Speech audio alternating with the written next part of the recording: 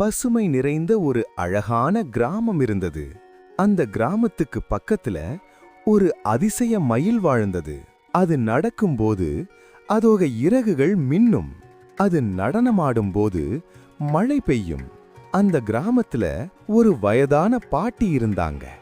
ஏழைதான், ஆனா மனசு தங்கம் போல. ஒரு நாள் வயலில் வேலை பார்த்துட்டு வீட்டுக்கு திரும்பும்போது காட்டுக்குள்ள ஒரு சத்தம் கேட்டது. பார்த்தா அந்த அழகான மயில் காயமடைந்து நிலத்துல கிடந்தது.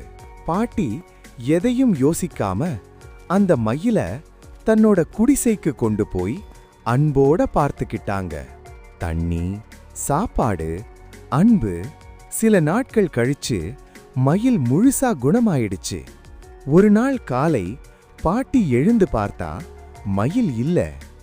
ஆனா அவங்க குடிசை முன்னாடி ஒரு அழகான பொன்னிற இறகும் தங்க முட்டைகளும் மின்னிக்கிட்டு இருந்தது.